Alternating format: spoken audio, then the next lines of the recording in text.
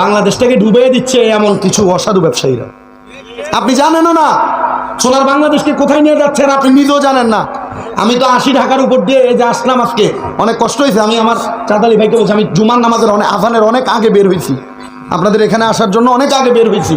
তো আমাদের কষ্ট হয়, দু একটা কথা যদি বলার পর আপনারা যদি আমল করেন।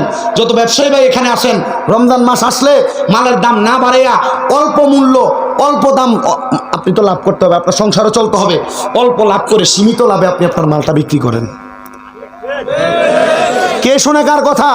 এ কথা কে শুনবে? এ কথা শুনবে না। ম্যাজিস্ট্রেট এসে এখান দিয়ে দাম বাড়ানোর কারণে তারা জরিমানা করে। এখন সে জরিমানা যা দিছে, এর আগে যদি 130 টাকা ডাউল বেচত, এখন যে 150 টাকা বেচে, কারণ জরিমানার টাকা তুলতে হবে। কথা বলেন না কেন? তো বাংলাদেশের যারা মনে করেন গভর্নমেন্টের দায়িত্ব আছে, এরাও আছে বিপদে, এদেরকে লইয়া। কি কথা বলেন না কেন? তো এরা কারা? এরা হইল ওই ব্যক্তিগুলা যারা আনসাহুম আনফুসাহুম, আল্লাহ যারা বিপদে ফালাইয়া রাখছে, যারা এরা নিজেরা নিজেদের কথাই বলে গেছে। আল্লাহকে এরা কারা জানো? উলাইকা হুমুল ফাসিকুন, এরা ফাসিক। এরা কি? ফাসিক। 1 নাম্বার মিথ্যাবাদী, 2 নাম্বার এরা মুনাফিক, 3 নাম্বার এরা বেঈমান। এদের মাধ্যমে 3টা খাসিয়ত পাওয়া যায়। কেন?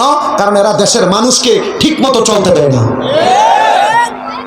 আমার কথা কি আপনার কাছে রাষ্ট্রদ্রোহী মনে হয়? জি না, এটা রাষ্ট্রদ্রোহী, এটা রাষ্ট্রের পক্ষের কথা।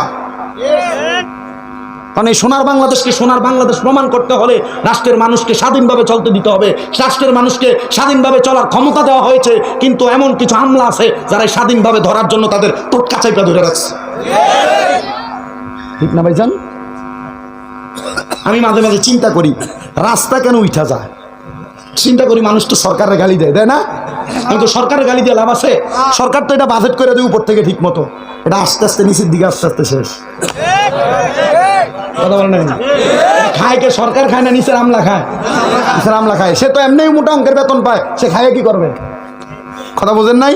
আপনারা চিন্তা করতেছেন হুজুর মনে হয় সরকার পক্ষের লোক। জি না, হুজুর সরকার পক্ষের লোক না। আমার কাছে যদি সরকার কোনো অন্যায় করে আমি ওইটাও বলি, আমার কাছে যদি সরকার ভালো কাম করে আমি ওইটাও বলি। তবে একটা কথা মনে রাখবেন, কোনো মানুষের খারাপ 10টা দিক বাদ দিয়া ভালো 8টা দিক আমি বিবেচনা করি। কথা কি বুঝতে পারছেন? আমারে উস্তাদে বলছে, মনে করো দেশে তো 2 জনে নারী নেত্রী, তুমি কারে বাঁচবা? আমি কই, হুজুর আমি তো কোরআন হাদিস মোতাবেক নারী নেতৃত্বের বিষয়টাকে আমি এড়াইয়া চলি। হুজুর বলছে, না তুমি এড়াইয়া চলো, তবে এখন যেহেতু চলতেছে দেশে, তো গণতন্ত্র, তুমি তো একটা জিনিস বাইছা নিতে হবে। হুজুর কেমনে বাঁচতাম? আমি তো আমার তাকওয়ার দিকে খেয়াল করলাম, আমি আর বাঁচতে পারি না। হুজুর বলছে, মনে করো একটা ঝুড়ি তোমাকে দিলাম, এখানে 1 কেজি পচা আপেল আছে। কি আপেল? পচা আপেল আছে। এখন তোমাকে বললাম এই পচা আপেল থেকে খাওয়ার উপযুক্ত তুমি একটা আপেল নাও, তখন তুমি কি করবা? আমি বললাম, হুজুর পচা আপেল থেকে যেটা খাওয়ার উপযুক্ত এটা নেব, তুমি এটাই নিবা। ওই বেলাও তুমি এটাই করতে হবে।